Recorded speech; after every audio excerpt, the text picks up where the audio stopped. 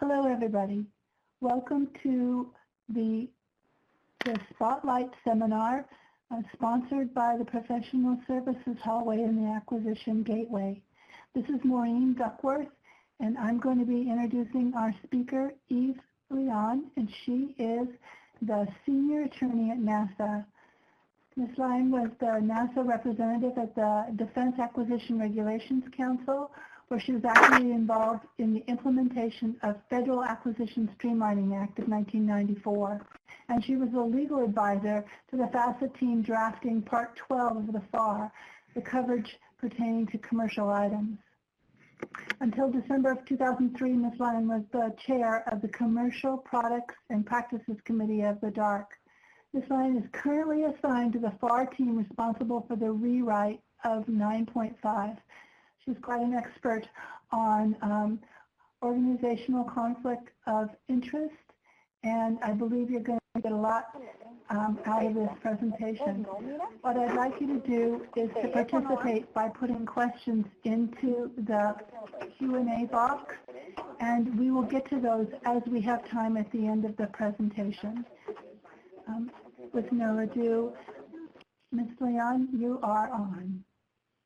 Good morning. I am Eve Lyon, and I'm going to start my presentation on OCI with two warnings. The first warning is a lot has been said about OCI, but entertaining is not one of those things. So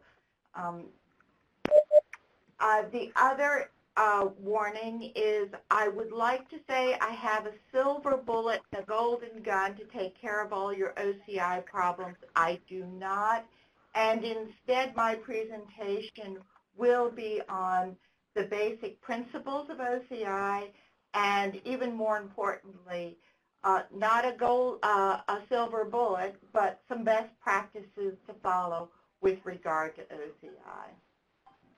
But we need to first explore how we got to where we are today. OCI started as policy, and it's important policy, by DOD in 1963. What we know as 9.5 essentially was written in 1968 and was an appendix to the ASPR. One of the things that 9.5 does is it places all of the duties on the contracting officer. 1968 was a long time ago, and a lot has changed in the world of procurement. Today, the government is purchasing far more services than supplies. Today, the government is relying on more outside expertise. And today there has been a consolidation amongst companies that reduces the number of contractors for the government. But the biggest change occurred in the early 1990s. When 9.5 was written, it was to protect the government. In the early 1990s, the private bar used OCI as a sword to attack an award. This created case law, which has to be read in conjunction with 9.5, and actually OCI has become one of the most popular grounds for protest. When I looked at the published decisions for last year by GAO, almost 20% of those decisions contained the word or the phrase organizational conflicts of interest. OCI, therefore, has become, regretfully, the province of attorneys whoever was written for contracting officers. So as I leave this slide, the biggest thing I'd like you to remember is OCI now is looked through the prism of protest more than protecting the interest of the government. There are two basic duties case law indicates the contracting officer has. The first is to identify an organizational conflict of interest. And initially, case law considered this the most important of the two duties. The second is to resolve the organizational conflict of interest. You must resolve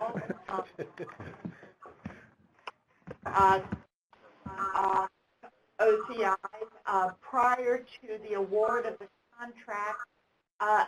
Initially, case law seemed to defer to contracting officers on this, but I'm seeing some erosion in this, particularly as the number of grounds on OCI are filed. So we're going to get to the first duty, which is to identify. But let's talk first, what is an organizational conflict of interest? It involves two contracts or the potential of two contracts, the performance of which creates an unfair competitive advantage and or bias. It's important to understand that it doesn't mean the contractor has done anything bad. Case law requires the identification be based on hard facts. It's important to understand that OCI differs from personal conflicts of interest. Personal conflicts of interest are certainly in the news now, and that's where a person is going to benefit themselves. Here, it's the organization that benefits either through biased or unfair competitive advantage. Case law has defined OCI, put them in three different buckets. 9.5 does it via example. For these purposes, it's best to use the definitions by case law.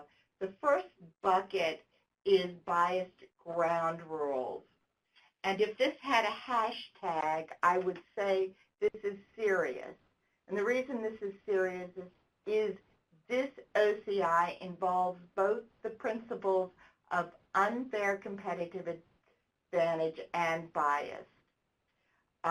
The basic definition of biased ground rules by case law, it occurs when a firm, as part of its performance of a government contract, has in some sense set the ground rules for another government contract. And where this involves unfair competitive advantage, it affects the offeror's ability to compete on a level playing field. Bias, because the government may not be procuring the best value. The situations where the red flag should go up with biased ground rules, this is the one that comes up probably the least. It's when a contractor is evaluating proposals. It's when a contractor is writing a draft PWS that's going to be in a competitive solicitation. It could occur when a contractor is preparing a study and that study is going to become the PWS. Whether or not preparing a study is a biased ground rule, we will examine a little later. It could occur when a contractor is supporting a source board. And the key to support of a source board by a contractor is that contractor using subjective judgment? I'll go into that a little bit later. But if the contractor is using subjective judgment and supporting a source board, you probably have a situation that could result in biased ground rules. The second bucket for OCI is called impaired objectivity. Its hashtag would be garden variety. and it only involves the principal bias. The key, according to case law, as to whether or not impaired objectivity is there is whether or not the statement of work requires the use of subjective judgment, and the use of that subjective judgment is going to affect another financial interest of the contractor. Impaired objectivity only occurs with the acquisition of services because we're using subjective judgment. Now, what are examples of objective judgment?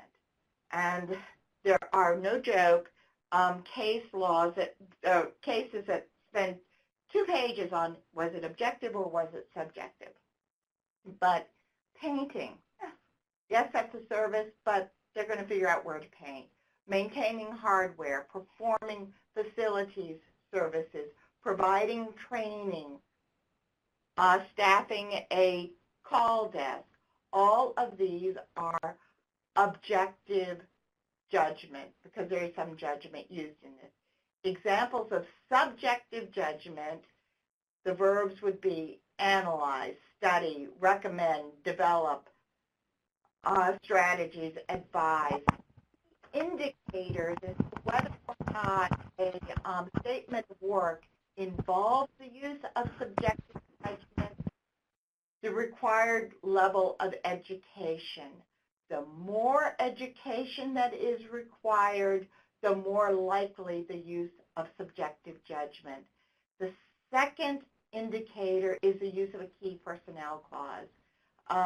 With objective judgment, the people are relatively fungible, not with subjective judgment, because you're really relying on the expertise of that individual. Finally, it's important to state that case law does not distinguish between impaired objectivity and biased ground rules for purposes of resolution. We will get to that point more in the second part of my presentation. The last bucket of conflicts are unequal access to information. Its hashtag is ubiquitous because it's in almost all, an awful lot of government contracts. And this involves the principle of unfair competitive advantage.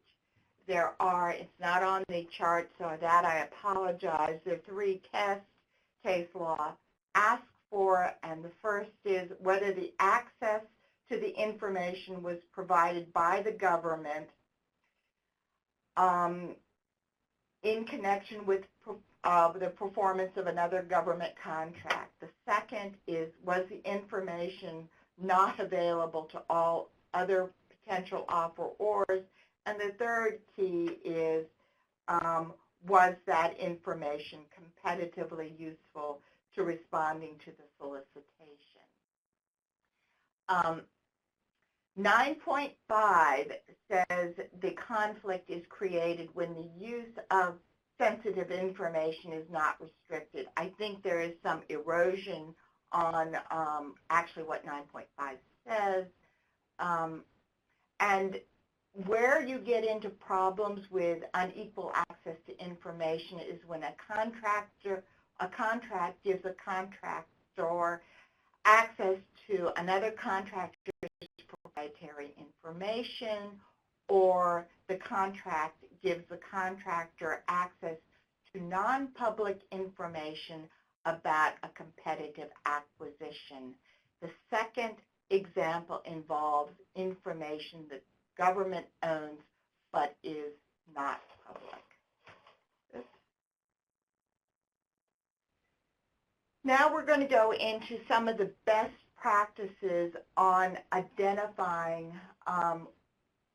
organizational conflicts of interest. And the first best practice is to start early in the acquisition planning. In fact, it's late if you really start with acquisition planning, but your acquisition planning should identify whether or ask whether or not an OCI exists, and then examine, gee, is this going to be a really difficult nut to crack, or are there relatively easy strategies for resolution? Another very important best practice is to conduct early communications with industry. These communications should explain how the requirement may create an OCI. It's important to understand that just because a requirement may create an OCI, not all contracts, it may not create it for all offerors. It's important to explain the ground rules the government sets for OCI. And the reason this is important is once those ground rules are articulated, offerors have 10 days to dispute it, or they're untimely for purposes of GAO. Nice little thing to know. But it also helps the back and forth. I think it's a good idea to ask industry to provide comments. We often here at NASA have asked industry to read the NASA OCI guide. There is a link in the slides to this, and that's to make sure that everybody's on the same sheet of music with regard to OCI. People look at OCI differently, particularly the government on one side and industry on the other. Here at NASA, we do expect some of the communications with industry on OCI to be one-on-one because of the proprietary nature. We have actually volunteered to provide offerors with an initial assessment on their OCIs. This has actually resulted in offerors not submitting or not submitting as a prime. When we do this, we do so with the understanding that it's merely an initial assessment and certainly not binding. They get a hot, cold sort of read from us. It is very important when questions about OCI are asked, particularly with a draft RFP, to provide the responses in writing. This helps establish the fact that you've got ground rules for purposes of those protests that indeed disappointed bidders like to lobby at us. And the last thing on the slide is not a best practice. It is a requirement from case law, and this requires the CO to respond to any questions about organizational conflicts of interest, because if the CO fails to respond, GAO presumes an OCI exists, and it's best not to create that presumption. Next, with regard to best practices, we've been talking about communications, responses from the offeror. We think it is a good idea for the offeror to identify whether they believe an OCI exists, for the offeror to propose methods to resolve because they know the methods that would work best for them, and if it also works for us, it makes it easier to come to agreement. It's important, however, to understand, I believe, and 9.5 really doesn't do this, that the offerors are in the best position to know their financial interests. Right now, 9.5 puts that burden on the contracting officer. But I think it's the government is in the best interest to know when a requirement could create an organizational conflict of interest. Back to not best practices, but case law. Contracting officers cannot solely rely on the information provided by offerors. I consider this a sort of trust but verify. If it seems good, what do you do? Check the offeror's website? I don't know, but there are at least 2 or 3 cases that go, can't just rely on what the representations by the offeror. It's important, and I can't emphasize this enough, for the contracting officer to understand they do not have to accept the suggested methods for resolution or even the identification of an OCI. That is something the contracting officer does, but it's nice, I believe, to get input from industry. One thing that both the Air Force and NASA has done, although I've heard varying opinions on this, is to ask offerors to deliver the volume on OCI early. And this is because OCIs have to be resolved prior to award, and that is not an easy thing to do. I'm going to repeat myself because it's important. The type and nature of organizational conflicts of interest can and will differ between offerors. They have different financial interests and they're doing different things.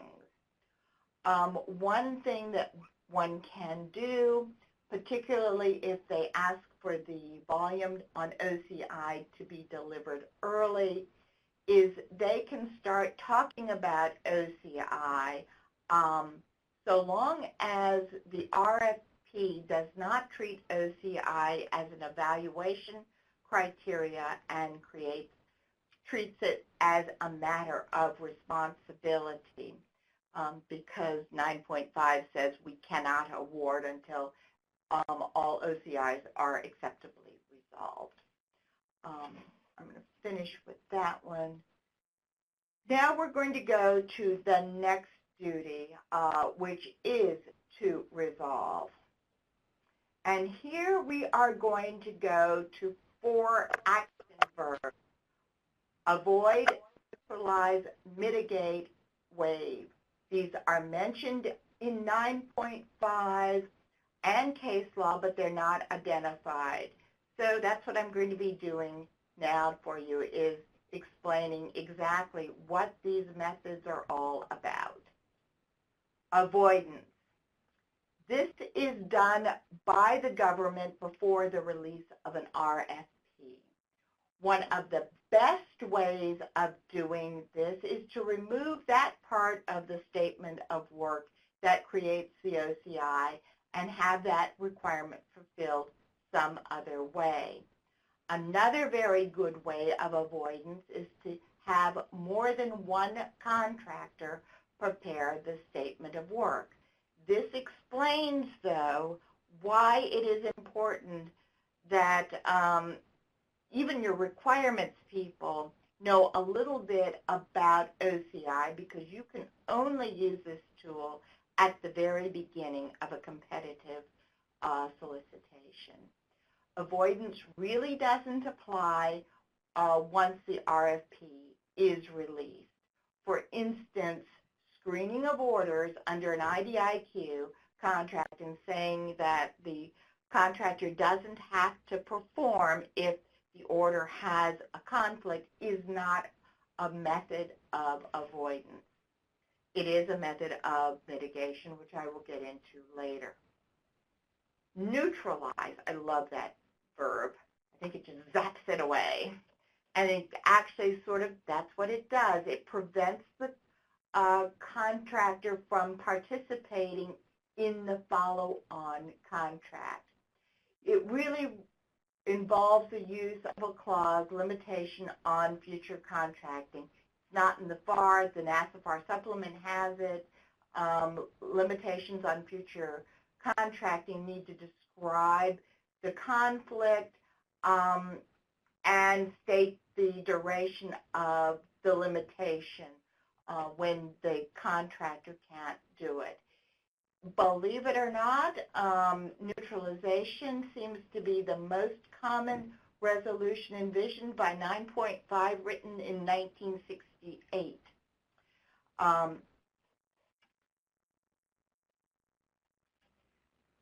And neutralization probably is the best way to resolve OCIs based on biased ground rules. If you are really going to write that statement of work, you really shouldn't be performing, and that's what the limitation is all about. It can be used with bias, with impaired objectivity, but you may want to explore whether other tools can take care of your concerns about impaired objectivity. And the reason for this is neutralize is considered the hammer in your toolkit of ways to neutralize. It's rejected by most contracts, and the reason is the second contract is much larger than the contract developing the RFP or supporting a source board. It also is somewhat problematic because now a lot of the support contractors that we would have used for that first contract have now been consolidated with manufacturing contractors. Mitigation. Mitigation is the most popular method of resolving organizational conflicts of interest. It does not eliminate the conflict. It reduces it to an acceptable level. And that's where things get tricky. Acceptable is in the eye of the beholder. And that can be grist for a protest. As I said, it's used most often as for a resolution, and it involves the use of a mitigation plan. What a mitigation plan does is it details the contractor's responsibilities to mitigate. There is a clause in the NASA OCI guide that's worth looking at. That clause does a lot of things with regard to mitigate, and it's used when mitigation is going to be used as part of the resolution process. But the most important thing, in my mind, the clause does is it incorporates the mitigation plan into the contract, making it a contract requirement. And because it's the most popular type of resolution, there are various methods on mitigation. And I should say these are only some of them. These are the most common. The more you deal with OCI, the more you realize there's more to learn. And I'm sure there are other types of mitigation out there that I haven't captured. The most popular technique under mitigation is a firewall. And this requires contractors control information within the part of the business performing the effort. Case law is very explicit. It works well to resolve conflicts dealing with unequal access to information. Alone, a firewall will not resolve conflicts based on bias. And this means biased ground rules and impaired objectivity. They're lumped in the same bucket for purposes of resolution. It is the most favored technique by contractors. Another method or technique is dissemination of information. This allows the government to provide data to all potential offerors. It is designed to lessen the unfair competitive advantage that may be associated with unequal access to information, and perhaps biased ground rules make sure that when you disseminate information, it is something that doesn't contain contain proprietary information. And one of the examples of where it's useful in bias ground rules is with a study that's really early in the process. And you can let that study out. It informs offerors about it, and you can even give offerors, other offerors, the ability to comment on that study. Use of a non-conflicted party. This is probably the most effective technique under mitigation for bias, for conflicts dealing with bias. And what this does is it allows a party without a conflict to perform the requirement that creates the OCI. However, there has to be a firewall between the party doing the work and the party with the conflict. So what does this mean? It means that this technique is best used when the non-conflicted party is the prime. Why do I say that? The prime is responsible for all of the performance under a contract, including performance of the subcontract. If the firewall prevents the prime from overseeing the subcontractor's work, and you may begin to have a problem with subcontract management. So keep that in mind with use of non-conflicted parties. Very, very handy tool, but there is a bit of a problem when the prime is the one having the conflict. Restricting transfer of personnel. This is something NASA does when the unequal access to information involves source selection information. It sounds draconian, but it really is not. What it simply says is those employees with access to that source selection information are restricted from working on or assisting the proposal where that source selection information would be valuable. As I said at the very, well, I didn't say at the very beginning, you can combine all of these methods of mitigation. In fact, one thing that case law says by itself doesn't do anything is monitoring by the government. This can be an element in a mitigation plan, and I think that it is best to accept all plausible forms of mitigation that the offeror suggests. I don't purport to know all the types of mitigation. I'm just giving you some of the more common types. Mitigation for unequal access to information, I've already gone over firewalls, and actually 9.5 says this is the preferred method to resolve. This particular OCI, they actually use the phrase unless restrictions are imposed. And actually, two agencies do have restrictions on the use. Now, these restrictions would be in the first contract, the contract giving the contractor access initially to the information. And one of them is in the NASA FAR supplement, access to sensitive information, and DoD has a DFARS clause limiting use of data. These have not been tested by at GAO, but indeed they're there and something to take note of. Waiver. This is the last of my action verbs.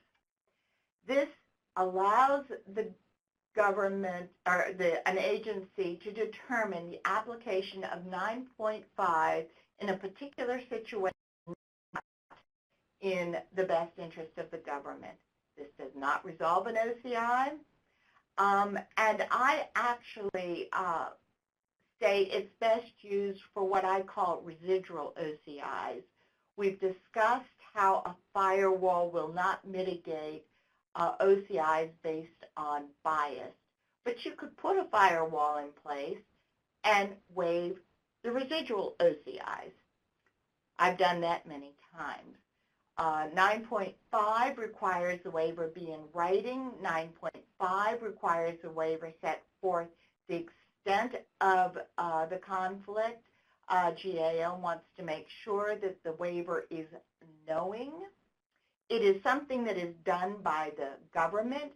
I can't tell you how many times I've seen it in mitigation plans offered by offerors. Oh, government, just waive it. They can't do that. And what's really important is that waivers have recently been upheld by GAO and the court and allowed and upheld after a protest is filed.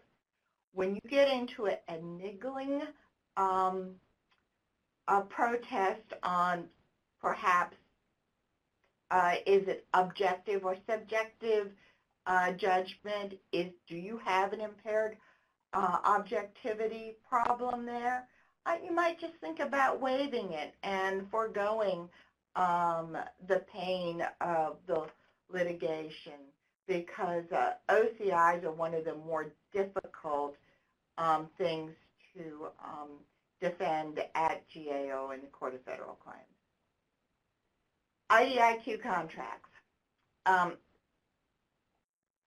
IDIQ, it's important to understand, well, IDIQ contracts came into being under FASA in 1995.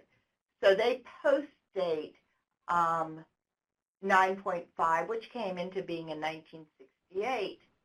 And there's a real rub and conflict. 9.5 requires all conflicts be resolved prior to the award of the contract.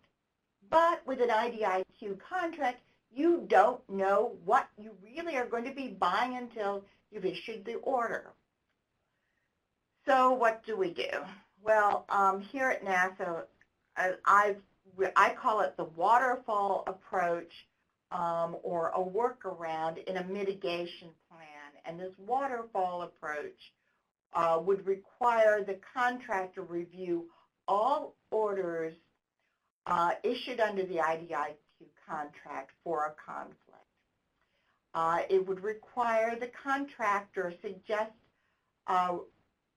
resolution of those orders it detects has an organizational conflict of interest. Then the mitigation plan, I could have a waterfall approach on the types of resolution, starting from the least onerous to the most onerous.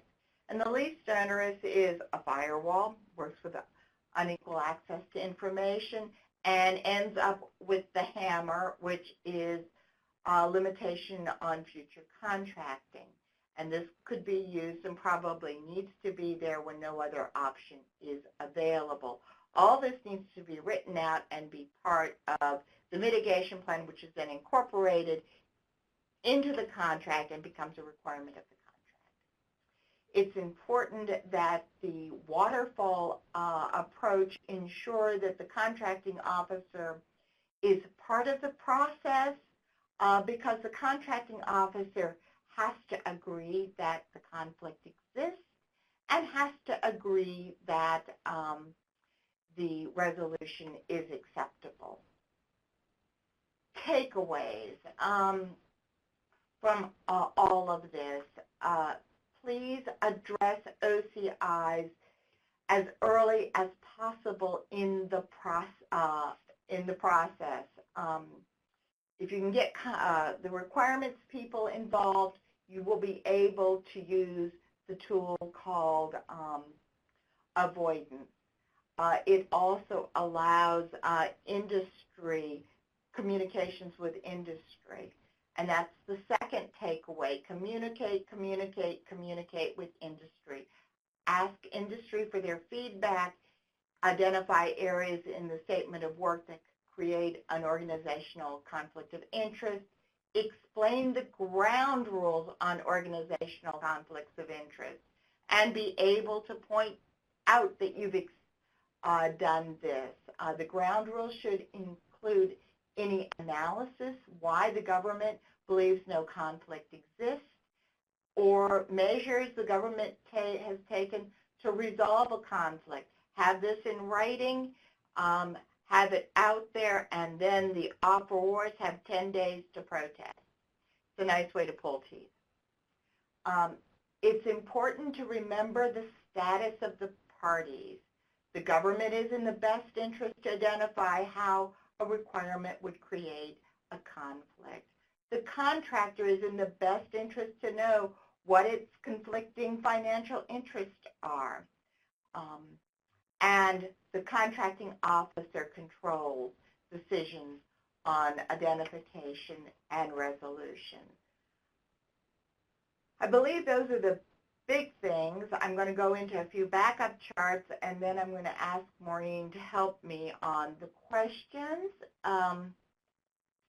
I mentioned the NASA OCI guide. I provided the link. It is available. In fact, you can Google NASA OCI handbook, and it should pop right up. What the handbook does is it explains the principles on identification and resolution. It goes over many of the best practices that I've talked about. It contains model provisions, clauses, and data requirement deliverables. For those of you in DoD, it's affectionately called CDRLs. It was written in 2008, and I will say that it did form the basis for the rewrite, and I have no idea what the status of the rewrite is. We can discuss that if someone asks about it in questions and answers. I'm going to give you a little bit of the case law that is not in the NASA OCI handbook. The first is Turner Construction. I mentioned it earlier. This is the case that requires hard facts in identifying organizational conflicts of interest. It says that the contracting officer cannot rely on inferences, suspicion, and innuendo, which it means that it can't be an appearance. There have to be facts.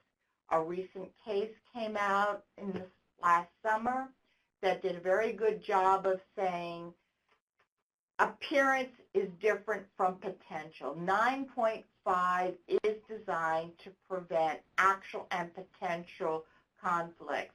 We have had opposing counsel tell us a potential conflict is an appearance. It is not. An appearance is smoke without a fire. But Turner Construction is relatively seminal in the case law on OCI. HealthNet is another seminal case. And the irony about HealthNet is really not an OCI case, but everybody thinks it is. HealthNet involves Section 3101 of the FAR and not 9.5. The HealthNet actually involves, it doesn't involve two contracts. If you go way back, I said you needed two contracts. Instead, what HealthNet is concerned about is a former government employee who obtained valuable source selection information as a government employee and then became employed with a contractor and started working on the proposal where that source selection information was valuable. GAO did not like this situation, and there's a 3101 is a sort of high-level ethics and this and that. That's what GAO found it on. But in reaching the conclusion, which has also been used in unequal access information cases, it held that knowledge was to be presumed in this instance. that one cannot erect a firewall within their brain.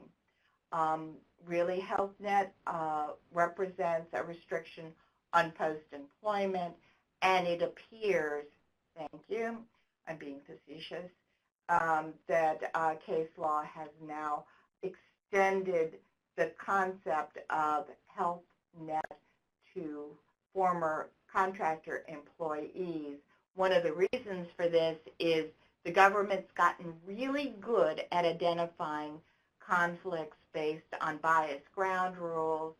They're starting to get good on waiving conflicts based on impaired objectivity, and all of a sudden the new hot ground is conflicts dealing with unequal access to information. They're proliferating, regretfully. And yet in 9.5, that is the lesser of the conflicts that 9.5 discusses.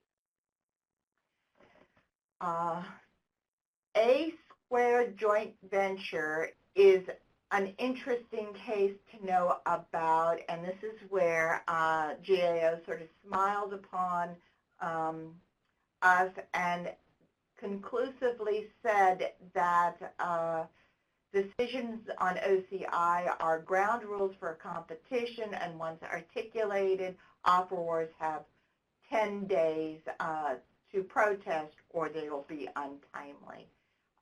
Going into the reasons why it's very important to communicate and establish those ground rules up front so you can pull some of the teeth from allegations on dealing with OCI.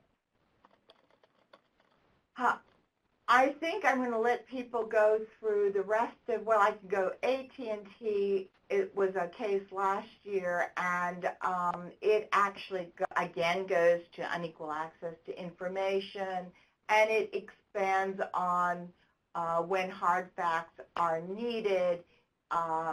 It states, it affirms that use is presumed without the need for hard facts. It says the lack of glaring evidence of use is not hard facts, and mitigation efforts screening or walling off certain individuals to prevent an improper disclosure may be hard facts, which is not what 9.5 says.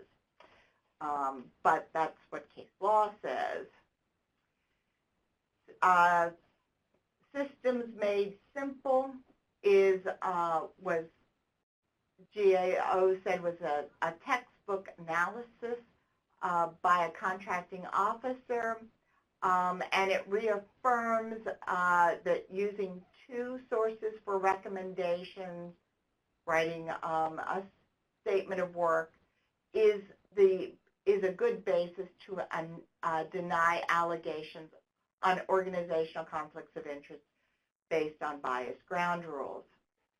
NCI Systems extends HealthNet to contractor employees and says that signed NDAs are adequate mitigation in the absence of hard facts showing the NDAs failed to prevent an unfair competitive advantage. In my mind, that's adding something 9.5 doesn't have in it.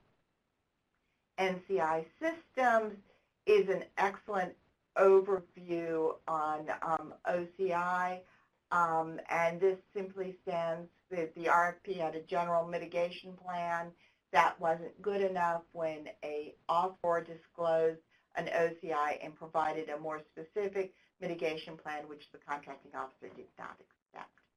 Concurrent technologies is one of the more recent cases upholding the validity of waivers after a protest is filed, and it does a very good job of explaining the requirements for waivers. And that is, I'm finished with my backup charts. So Maureen, I guess you can start with the questions. If there are. Very good. We're doing really well for time, so that's tremendous. I do want to remind everyone that these cases that Eve referenced are posted on the Acquisition Gateway in the Professional Services hallway. They're in an OCI index, so they're all in one place and they're really easy to get to in the article section. One more plug is if you don't see your name on the right and the attendees and you are just instead listed as a telephone number, then I won't know that you attended. So you'll need to send me an email that says you attended because I'm keeping track of attendees for CLPs related to your name on the attended section. Okay, we have lots of questions. We challenged the space that's allowed in the question box. So I may have to ask for more assistance from you as we're going through. The first question is from Dave. He says, do you have any OCI suggestions or best practices for agencies with a loaned executive program where employees of a private sector firm who may be current or prospective contractors spend 6 months working at an agency in a technical non-procurement role? All of this advice and all of this to advance of and not connected yet with a particular RFP. I do know that OCI, people say I have an expertise in OCI, and I keep saying I keep learning. The only thing that I had that was similar, it depends on where it is in time. There was a scientist here at NASA who was on an IPA, which is similar to what the question is asking about, who went from a university working here, and he was helping build an instrument. And when he was going to go back to the university, he, of course, wanted to use the instrument. Many times NASA sends up instruments, and then we have grants for time. Sometimes there's a little bit of money, but most of it is just time to use the instrument. The best example, of course, is Hubble, and we have an institute actually doling out the time. And his question was, if I help build the instrument, does that preclude me in the university from then asking to use the instrument? And I took a deep breath, and I went, I think that's way too far in the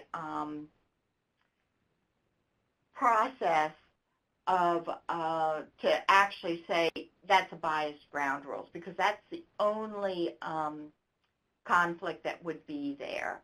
And we are actually using his expertise along with other people's expertise to build the instrument. So every situation, you need to look at it. OCIs are fact dependent. What are those individuals picking up? And you then start your analysis from there. In my case, which I think is similar to the question, I was looking at biased ground rules, and we concluded and would put something in the record that this was too early in the process. And if anybody wanted to ask or was concerned, we could put that out. It would probably be a BAA for grants where OCI actually doesn't apply per se. There is a general statement on OCI, but we could put something there. I didn't think there was a real problem. I don't know whether that answers the question. Okay, well, we will probably get feedback from Dave later. I'm going to move to the next one. This one is from Christine. On mitigation of OCIs, let's suppose a company participates in the development of a SAL. The company subsequently undergoes an organizational change, such as a merger or acquisition, spin-off, or the SAL writer starts a small business on the side. How much research is one expected to do in uncovering such an organizational conflict of interest? This is why organizational conflicts of interest are a nightmare. And it would have been much easier if it hadn't become a protest issue. Because when it's a protest issue, they're looking at eyelashes and did we do everything right? What you want to make sure is that when there's a reorganization, and I think this is the Turner Construction case, if I'm not mistaken, you want to make sure, the facts are a little bit different there, but you want to make sure that the people who were involved in the SOW are not proposing on the next end. So whatever that reorganization is, you're just looking to see where that piece that was doing the setting the ground rules for the second competition. If they're still part of that company, then you probably need a limitation on future contracting. I think you're going to have to ask the offeror. Sometimes it's best to presume they're there and let them tell you they're not. I'll let them do some of the digging. Okay. All righty. The next question is from Greg. He says, wouldn't firewalls have to be in place to resolve BGR or UAI before the contract award? Otherwise, wouldn't Gov have to assume the secret information has been shared with business development people before firewall was created? That is true. We put firewalls. The firewalls are only effective in those contracts where the contractor has access to the information. In fact, I know very much about the NASA's access to sensitive information, and it was drafted when NASA decided to have contractors close out our contracts, and that contractor then had access to proprietary information of all NASA contractors. And it was put in that clause was written and then put in all other services contracts, the contract for the service, the contract to close out contracts, that service contract, but it does have to be in there. After the fact, you're just taking their word for it. But that's why I have been a proponent of having this. I think NASA's had its clause since like 2003 maybe, and I think DOD's is 2013. There was an effort to have a common clause in the FAR. Regretfully, that failed. I encourage all agencies to start looking at one of those two clauses and writing their own clause for their NASA FAR, for their FAR supplement, and then putting it in that first contract. It's going to take a while, but then you will have that restriction in place. Thank you. The next question is from Leanne, and she has two questions here. Are there any criteria communicated to industry on how the mitigation plan would be evaluated? That's the first one. No. The only evaluation for the mitigation is whether or not it acceptably resolves the conflict. And that OCI is fact specific, so it depends on the nature of the conflict as to what tools will can be used to acceptably resolve the conflict. But no, we don't put out criteria. The criteria, though, are out there in case law for the offerors to find. Okay. How would an agency justify why they did not they did not a proposal or make an award to a contractor deemed to have an unmitigatable OCI. I think I'm missing a verb in there, but that's what I read. 9.3 of the FAR, it's sad that I know that, 9.503 of the FAR is on waiver, I believe, and it states that if there is an unmitigatable OCI and you've got an apparent offeror, we have to let the apparent offeror know that and have an ability to mitigate that conflict. And if they can't, then we go to the next person. Where I think we would use that, and this is just my guess, is when there's a lot of competition out there, and there are a lot of vendors out there, and for not very much more money, we can get somebody that doesn't have a conflict.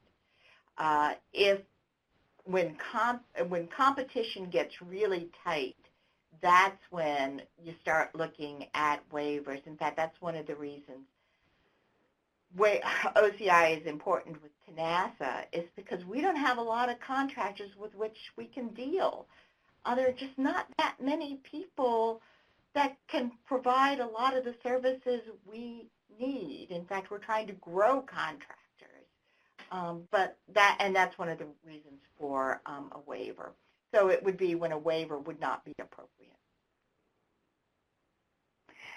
Thank you, and I apologize to Leanne. She did do a correction, and I just didn't read it.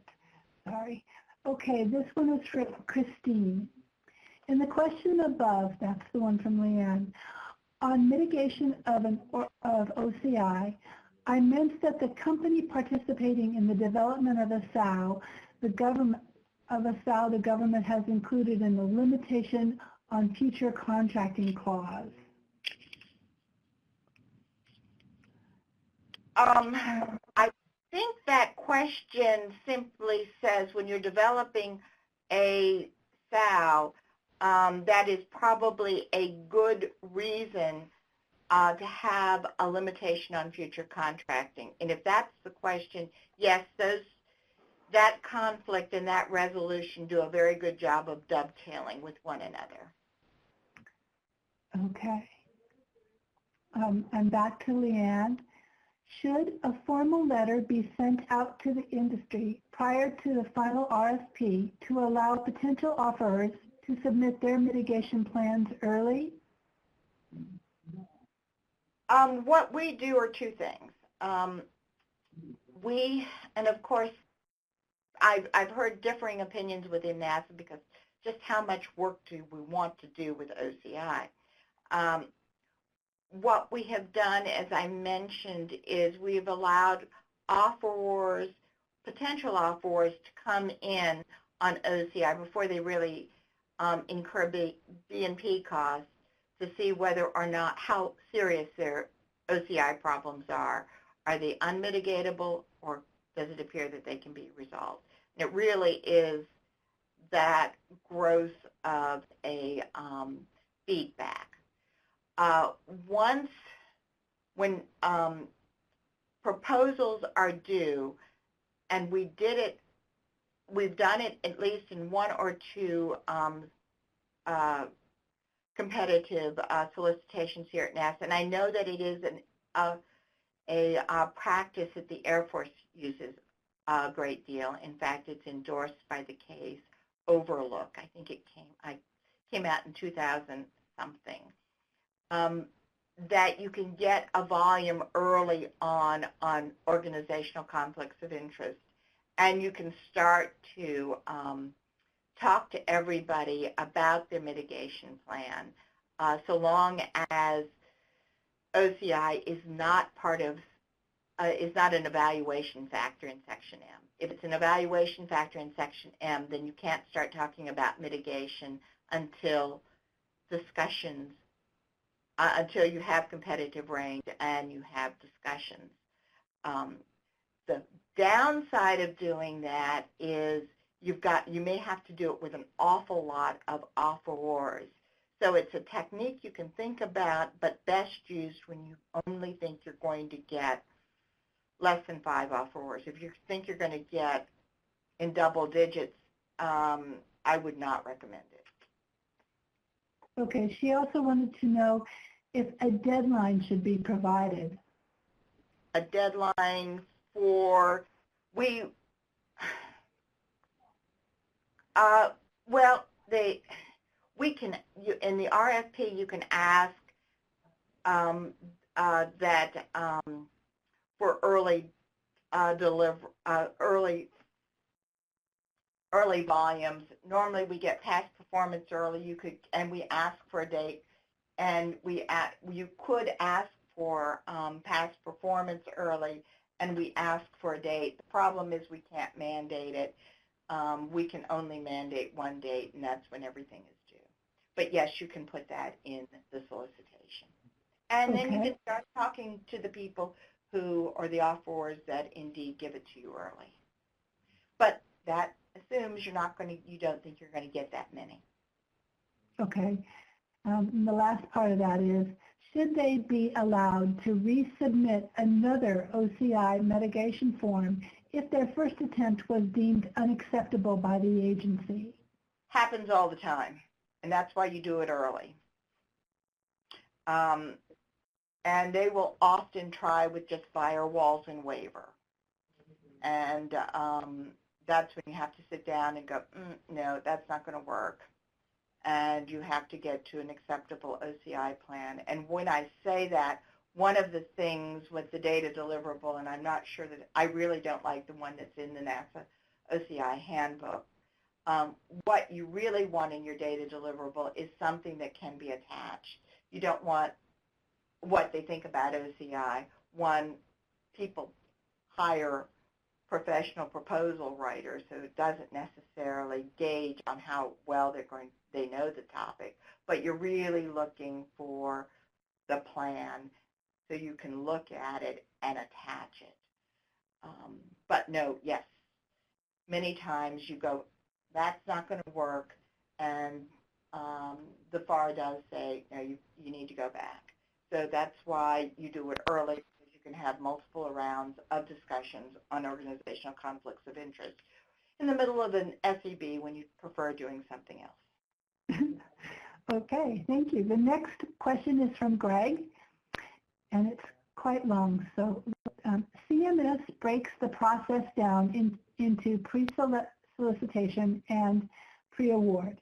Generally, unfair competitive advantage, BGR/UAI, is a procurement integrity issue and occurs pre-solicitation.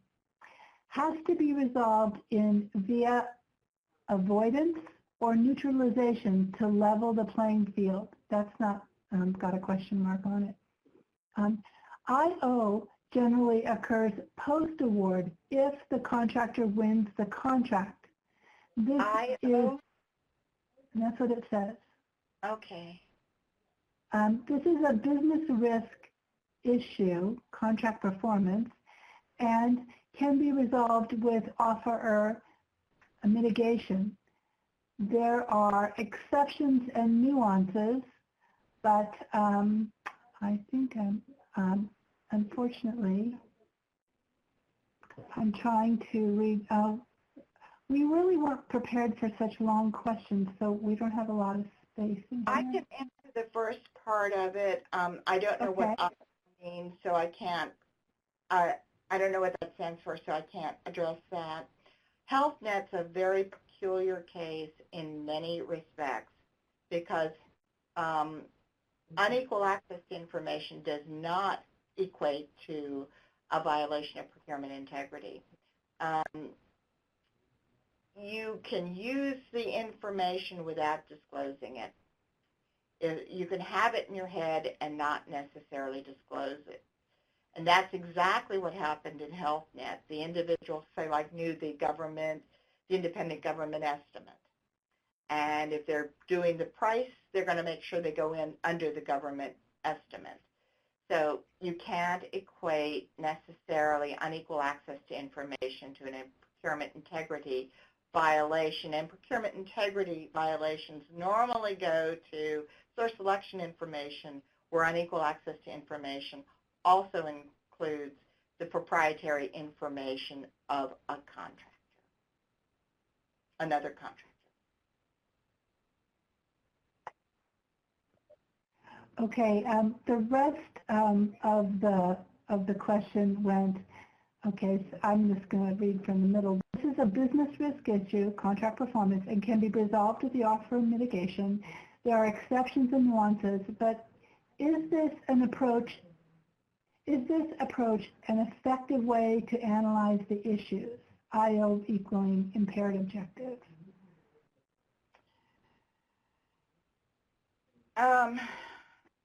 I'm a little hazy as to what the question is asking. The first part on unequal access to information I could answer. One of the things during the rewrite I took a very firm stance on is organizational conflicts of interest can occur at any time during the stage. It's not just at the very beginning. It's really easy with bias ground rules. It's created with that first contract to set the ground rules for the second competition. Other than that, you don't know when the unfair competitive advantage is going to occur in time, nor do you know when that contract that is going to create the impaired objectivity is going to occur, because that can occur at any time, which is one of the reasons that some of the clauses on OCI actually require a continuing notification process. And this is really important with an earlier question with mergers and acquisitions, which has really made OCI even, which has already been difficult, even more difficult. That's about the best I can do in answering that. Okay. The next question is from Linda. Can you please discuss the differences between treating OCI as a responsibility issue versus an evaluation factor? Yes. And there's not all my colleagues at NASA agree with me.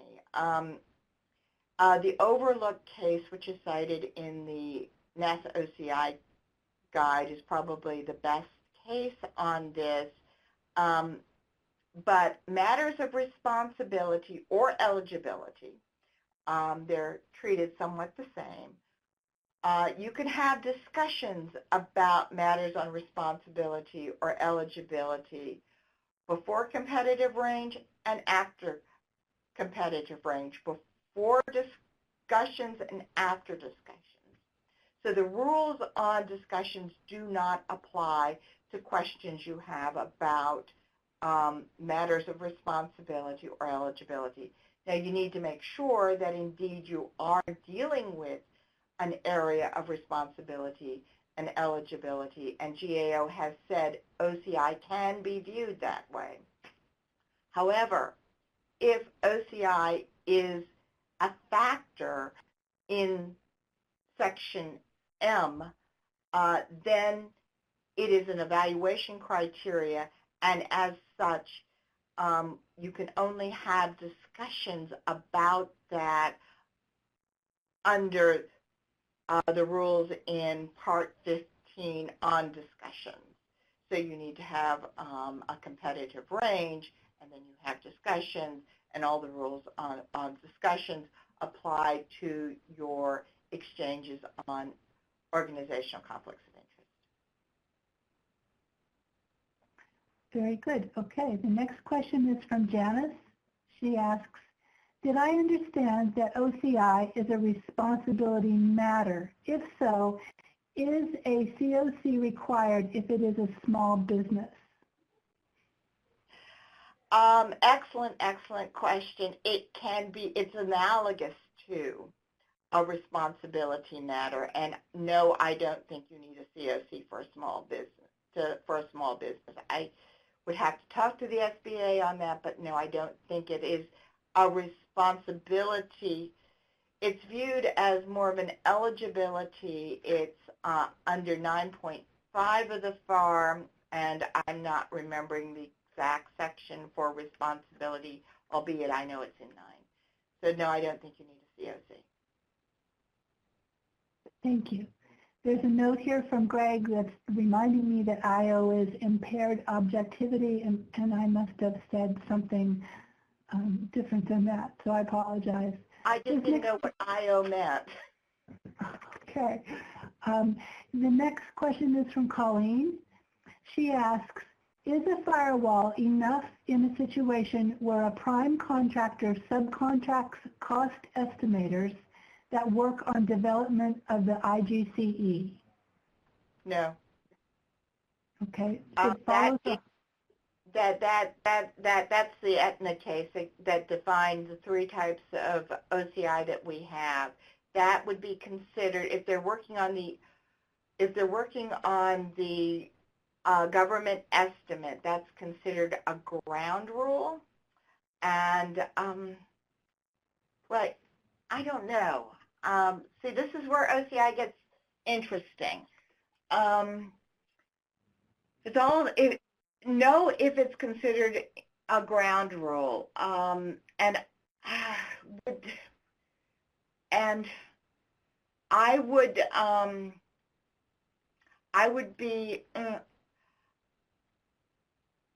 because there may be bias in how much you decide the IGE should be, and it all is, and that's a pretty important thing. So if you consider it a biased ground rules, that's where a firewall is not important. And I misspoke. Aetna involved an affiliate. I may have forgotten to say that the interests of an affiliate are imputed to the prime contractor, and if you see how contractors are organized, the number of affiliates can fill up an entire page, but an affiliate had provided was evaluating contractor proposals, and there was a firewall between the two of them. They didn't exchange information, but it was deemed to be a biased ground rules, and a firewall does not address issues of bias. Okay, Colleen gives more information about her particular case. She says, this information, IGCE and basis of estimate, will be released to all potential offers eventually. This information is not part of the SAO, however. The cost estimators have unequal access to the information regarding the government's approach. If the, I think that if this shows you how fact-intense OCI can be. By releasing that information, I think then a firewall would work. However, in this case, because we're right on the margins, and trust me, opposing counsel can be very creative, it would be a good idea to explain why, in writing, why you think that a firewall would work. Put that either out as an answer to a draft RFP, or put it in the solicitation itself, and then they have 10 days to protest, or they've got to protest on the face of the they have 10 days in which to protest. So this is a case, a very good case, where it's right on the border. You make a good, you do the best you can, you've released the information. Trust me, opposing counsel can be highly creative. One of the GAO cases I hate the most, and they found for it, EPA hired, selected Lockheed Martin to provide IT support, and that was found to be a conflict because Lockheed Martin was a potential polluter. It was like, give me a break. So when I say subjective and when I say that opposing counsel can be really sharp and crafty, I'm not understating it. In this case, I think you're fine, but I would highly recommend putting out that to industry somehow so that they know that's the decision, and you can say that's a ground rule of the procurement. Very good. The next question is from Dave. What is the status on the FAR case on responsibility and how that might change the rules on this issue? I don't think he meant responsibility. I'm not aware of an open FAR case on responsibility. However, there is an open FAR case on the rewrite of 9.5. That was opened in 2007. I've been involved with it since 2008. What it would do, it would give you clauses, it would give you provisions. Rath Nash thinks that's the best part of the whole case. It would give you a new tool to separate the biased conflicts, to allow the contracting officer to accept the risk associated with impaired objectivity. This is particularly true when the impaired objectivity or the bias, the harm, is so minute as to almost be laughable, so you can indeed accept it and really take that away as a ground. And it allows for resolution of OCIs on IDIQ contracts at the order level. It also it goes to the case, it incorporates a lot of the case law that I've talked about, so you don't have to read case law and 9.5 together. And I would hope it would stop GAO and the Court of Federal Claims from deciding to do whatever they want in OCI and perhaps just read the regs and implement the regs as they're currently written. Where the status of this is, it actually made it through the Obama administration, but did it after the November election, and it was decided that they wanted this administration to look at it. We don't have an administrator of OFPP, and probably if the case is going to be killed, it's going to be killed because of the paperwork burden in there, since now the clause, the provision requires offerors to identify their financial interests. 9.5 currently places that burden on the contracting officer. So that increased the paperwork burden, and that may be enough to have it die at OFPP, but we don't have an administrator. I don't have, my crystal ball is cloudy with regard to whether it's going to survive or not. Okay. The next question is from Greg, and he says COI is heavily fact-specific. One change can alter the outcome. So how far does one dig to reach a reasonable determination? Oh, he's very correct. OCI is very fact-specific. Knowing the buckets and the 3 buckets and going through, do I have this one, do I have that one, do I have that one? It's actually what level do you decide, because OCIs can be at the prime and subcontractor level. We pretty much go to the major subcontracting level. I think that's where his question goes to how far down in the process you dig, and it's what seems reasonable. That's why OCI and the fact that it's become a protest issue has really just clogged up the procurement gears as far as I'm concerned. But you do the best you can. And Very good. That's the last question that we have posted, and we're almost out of time. So I mean, it just worked out quite perfectly. I want to tell a huge thank you to Eve for doing this. It was like some sort of a little exam for the last half hour. She did this all just listening to the questions without being able to see them, which I think is quite a test. I wanted to tell you that I will send you a thank you note with your CLP, and I'll show you how you can get on the Acquisition Gateway and see this presentation there as well, and all of the cases linked. Is there anything else, Eve, that you would like to tell your audience? There is one other thing.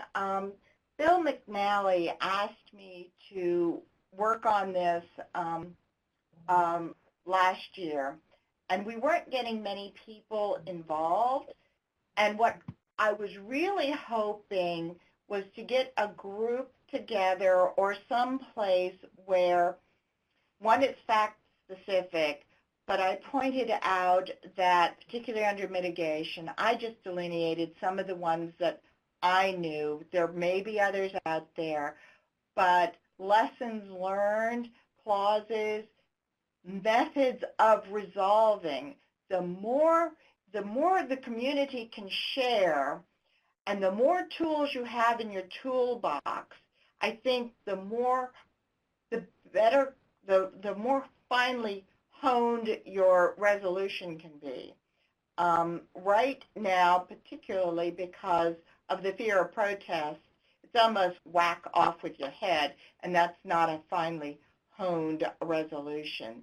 I was hoping to at least explain some of the things on OCI to perhaps take some of the fear out of it, but it would be wonderful if people really would want to join this community and begin to share ideas, because different agencies see things differently, but that could help another agency out quite a bit.